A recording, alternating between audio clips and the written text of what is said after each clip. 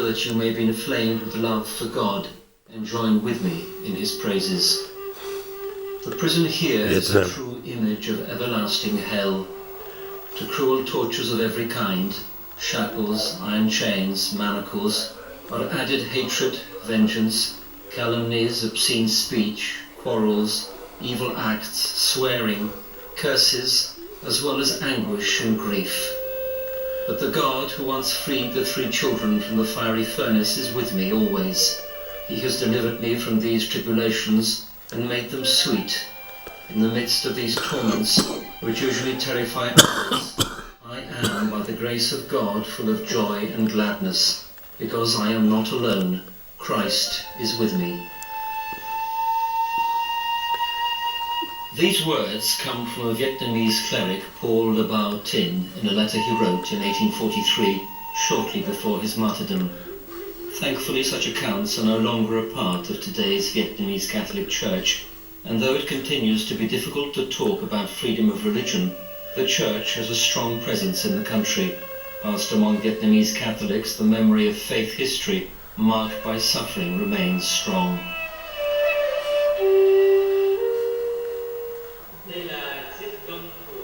These are the original stocks used by St. Joseph Lu Van Nguyen.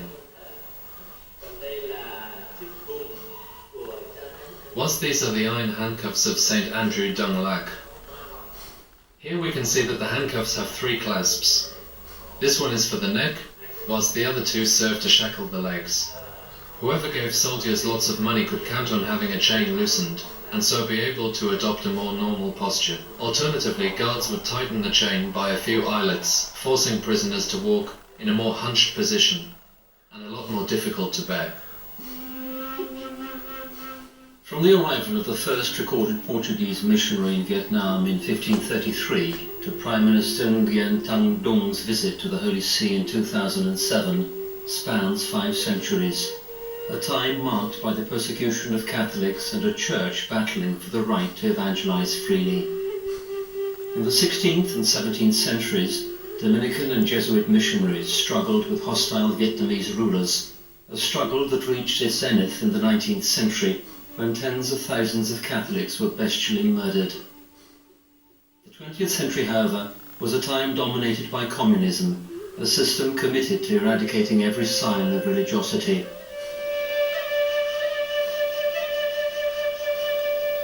A very special museum presently stands in Ho Chi Minh City, a testament to the often harsh and difficult history of Vietnam's Catholic Church.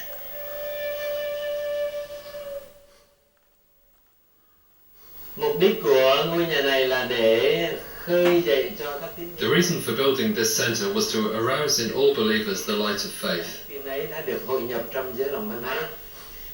In this hall we can see a boat. It symbolizes the arrival of the first Western missionaries, who arrived here in a ship, whilst the first Vietnamese also met them on a boat. Presently the boat is the symbol of Vietnam's Catholic community, one that sails between the 2 waves, those of culture and faith.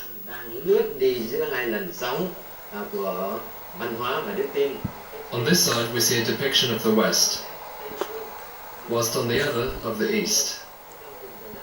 The Catholic community is like a boat sailing between the waves of Western and Eastern culture. Estimates indicate that over the centuries, upwards of 130,000 Vietnamese Catholics and foreigners engaged in spreading the faith suffered a martyr's death in Vietnam. On June 19, 1988, John Paul II canonized 117 Vietnamese martyrs, including 8 bishops, 50 priests, 16 catechists, 1 seminarist, and 42 laypersons.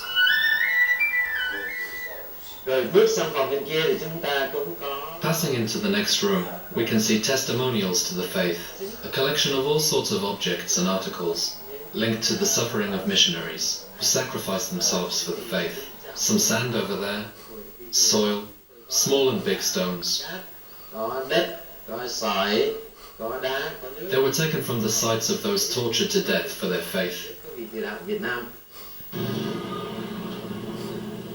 Located in the heart of the country, some 60 kilometers from the city of Hue, The Basilica in Lavang holds a unique place in the history of the Vietnamese Church. This place is very important because of the apparition of the Blessed Mother. At the turn of the 18th century, persecuted Catholics hid in the nearby jungle, condemned to suffering hunger, disease, and a constant fear of being captured. One day in 1798, the faithful gathered for communal prayer. And at that time, the Blessed Mother appeared to them and advised them if they pray and they recite rosaries and they will get blessings from Blessed Mother. If they come and pray and ask anything with the Blessed Mother, and they will be granted. News about the apparitions spread throughout Vietnam. Growing numbers of the faithful began coming to Lavang to pray for the Holy Mother's intercession, at once making a distant corner of the jungle famous as a place of miraculous healings. A small chapel was built on the spot in 1820, which then grew as more and more pilgrims arrived, until 1961, when Pope John XXIII raised its rank to that of a basilica.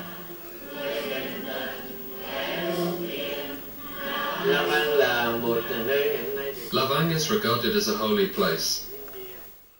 As a Marian sanctuary, it ranks as a national shrine. When confirmed by Vietnam's episcopate,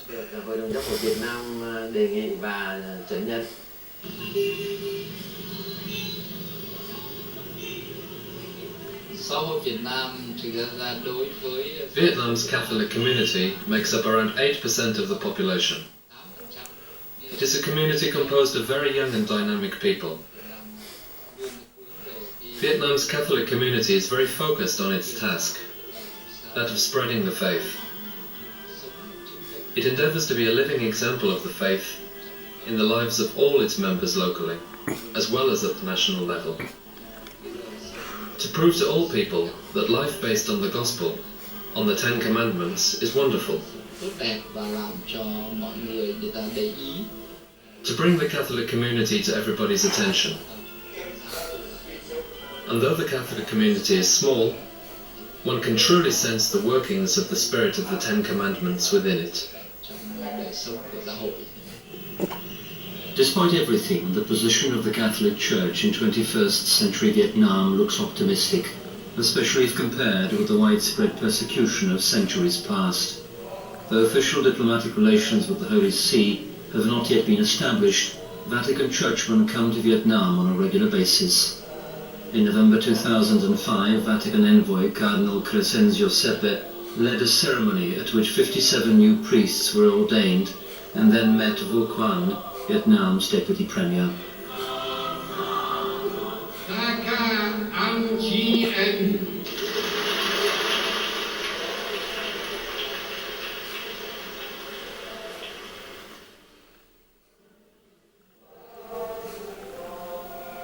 Chers prêtres, chers religieux, laïcs de l'archidiocèse de Hanoï, je suis très heureux aujourd'hui de rencontrer ici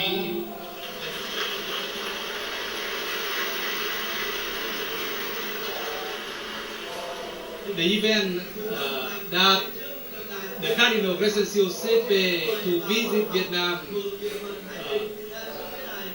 shows that the relations between the Holy See and Vietnam now is better. In January 2007, for the very first time, a Vietnamese Prime Minister met the Holy Father. Shortly afterwards, a delegation from the Vatican went to Vietnam. However, despite improved relations between the Vietnamese government and the Holy See, the rights and freedoms of Vietnamese Catholics continue not to be wholly respected. The Vietnamese authorities continually seek to control the ordination of new priests, as well as to limit the activities of Catholic activists. I think we could say this situation has improved, But certainly we cannot talk about religious freedom. It's a communist government which does not still allow for religious freedom. The church in Vietnam is a church that's growing. It's a very lively church. If you go to Vietnam, you will see churches packed with people.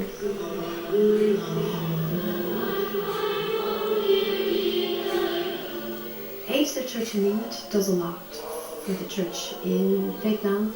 We help, for example, with construction of churches, maybe multi-purpose halls, convents for sisters.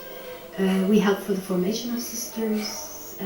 We provide motorcycles for sisters. The sisters do great work in Vietnam. They're very active. And a motorcycle does not cost so much for us. We also support Radio Veritas, which broadcasts from Manila into Vietnam in the Vietnamese language. Because of censorship, the church is not allowed to have its own radio station in Vietnam. And I believe that this is also very much treasured by the Catholic Church in Vietnam. Vietnam's Catholic community needs the support and prayer of fellow Catholics all over the world, but especially from the Holy See. As far as Vietnam's Catholic community is concerned, we always look with love and admiration towards the Holy See. We pray for the Holy Father every day, and we believe in the goodness of His Holiness's heart, in which there is a special concern for Vietnam's Catholic community. In talking about the bond that exists between us and all the communities of the world, we always believe that we endure today as steadfastly as we do, thanks to the prayers of all Catholic communities around the world.